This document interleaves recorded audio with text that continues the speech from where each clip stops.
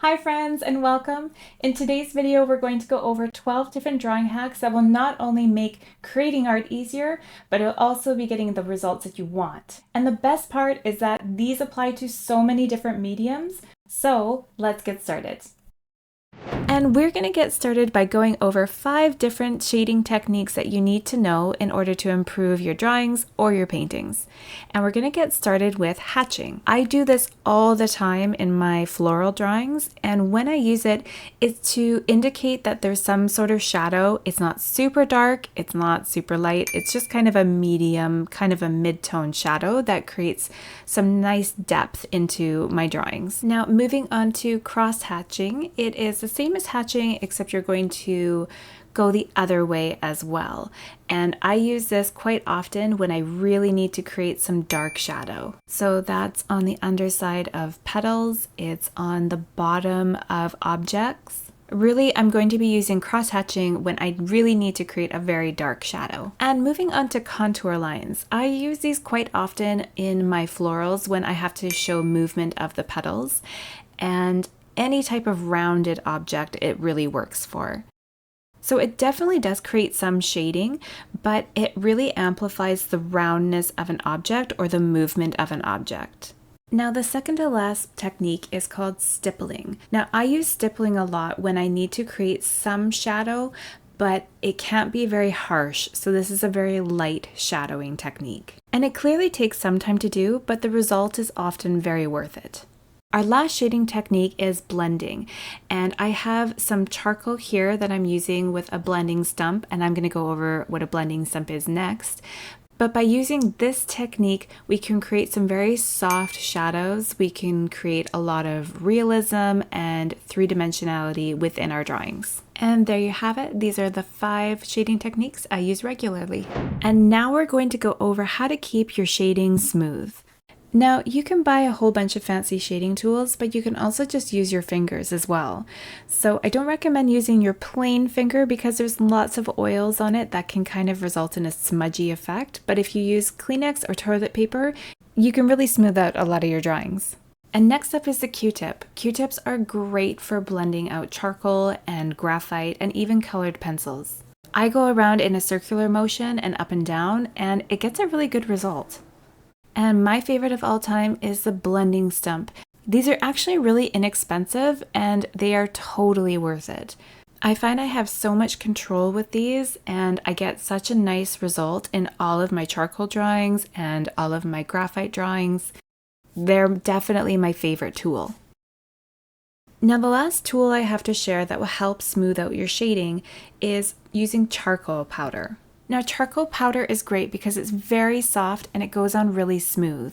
And if you put too much on, it's really easy to lift off the paper rather than if you pressed on with a pencil. And you can buy your own charcoal powder, but you can also make it, and I'm just going to show you how to do that because it's really simple. So first I start off with one of my charcoal pencils and I make sure it's really sharp, and then you can get a knife, or I use an X-Acto knife. And I just chop off the ends safely into a small dish and I collect the powder. If there's any little bumps, I just crush them down with the end of my pencil. And that's one way to create charcoal powder, but the other way that actually I prefer is by using sandpaper. So you can grab sandpaper that you have in your house, or you could even use a nail file instead. And all I do is I get my sharp charcoal pencil again and I just rub it back and forth on my sandpaper, and it just creates this nice little neat pile of charcoal powder for me. And then I can get a fluffy brush and put it on my paper. And our next hack is the grid method. Now the grid method is great if you have a hard time putting shapes down accurately on the paper. So what I've done here is I've just created a small grid on a reference photo, and then I'm going to create the exact same lines on my piece of paper that I'm going to be working on, and I get to accurately draw the shapes down. But what I'm doing here is I'm measuring with my pencil. So what that means is I'm looking at how big the frog's head is on my picture, my reference picture, and then I'm going to transfer that measurement onto my paper so that I can accurately draw the shape. And the tip of advice that I have for you is to start with the big shapes first and then go to the smaller details. So this is a really good tool if you want to sketch down a very specific shape. Now our next hack is really simple, but it's so effective. It is using tracing paper to copy a shape. So what I've done here is I wanted to sketch this bird. So I got my piece of tracing paper and I roughly went and did the sketch. Now how I'm going to transfer this sketch onto my paper is I'm going to flip this over, and just with a pencil I'm going to lightly go over the lines that I already made, and I'll flip the piece of paper back over, put a little piece of tape on it so it doesn't move too much, and then I'm going to go over the shapes once more in my pencil, not pressing too hard, but just go over the shapes one more time, and then you'll see it leaves some graphite down on your paper, effectively copying your reference photo. Now another hack I have to share is to create layers. So what I do is I look at my picture and I go and examine what parts are going to be shadows, what's going to be a midtone, and where am I going to leave highlights.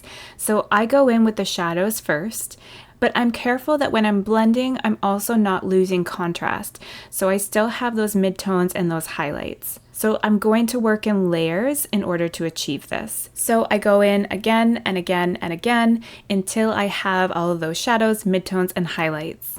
But if you have found that you've kind of lost some contrast and everything's kind of a dark, muddy mess, there are ways to fix that. And we're going to go over that next. So having some really good erasers that you can use as a tool in your drawings is so valuable. Now this is my very favorite here. This is the Tombow Mono Eraser, and it is so good with creating little highlights and making lines very crisp around the edges.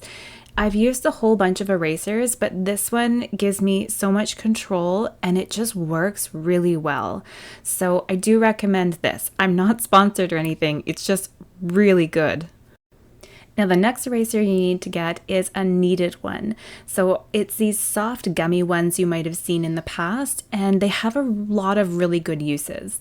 So I use them a lot when I need to lift little bits of graphite or charcoal off of my paper. And I use them a lot after I've done my sketch. I'll go in and I'll just lighten it up a little bit. But you can use them as a traditional eraser as well. Okay, I'm moving on to our next hack. This one is not rocket science, but it's so important. Using references for your drawings and paintings. Now, whether it be a drawing or a still life, it is so much easier to create an accurate drawing that you're going to actually like by using an actual reference rather than what you imagine in your head. So you can use those references to really examine what you're going to draw, what shapes you're going to use, how the light source hits the object, and how the light behaves. It's just a really practical way to go and create something that you're going to have success with and that you're going to like. And another quick hack is how to skip the smudges on your paper and how to avoid getting all of that charcoal or colored pencils, graphite all over your hands. What I do is I grab a piece of tracing paper and I just put it under my hand like this, and I can still work on my drawing really accurately, but I'm not messing up what I've already worked on, and I'm not getting any charcoal or graphite all over my hands. So it's a really easy solution to a common problem. Now our next hack is to put contrast into our drawings. When our drawings are lacking contrast, they can often fall flat. But when we add contrast, it really gives some realism to our pictures. And it's actually the contrast in our drawings that make our drawings look realistic. It's not actually the details. And it's really just about getting the contrast and the values correct of our drawings that are really going to make our drawings look realistic.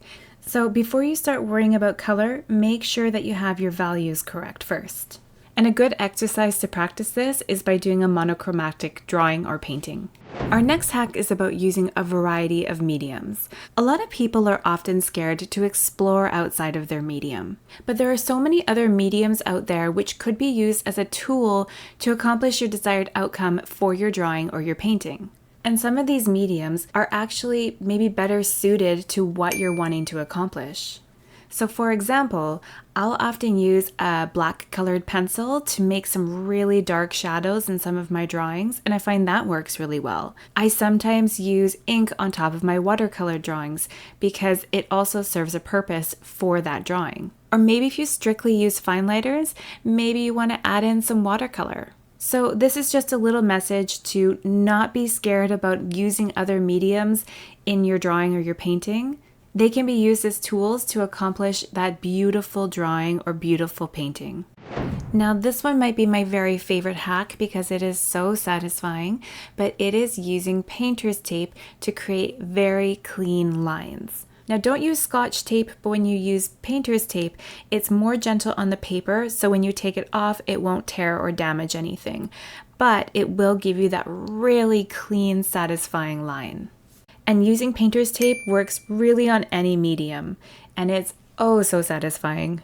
Now our last hack is all about how to save fine details in your drawings. So that can be whiskers or eyelashes or even fine hairs. And how I do this is I get a scrap piece of tracing paper and I just go and make marks on top of the tracing paper. Then I just go over it with my colored pencils or my charcoal, whatever I'm using, and it saves those fine details. So I don't have to go back in later and painstakingly try to get them in. And the great thing about this hack is that it really doesn't damage the paper. It does leave a little indent where the medium can't reach, but you're not ripping or tearing the paper at all. And at the same time, you're still accomplishing your goal by saving those fine details. Now please comment below if there are any art hacks or tips that you found helpful, because someone might read it and you might make their process way more enjoyable. And if you've liked this video, you might also like this video.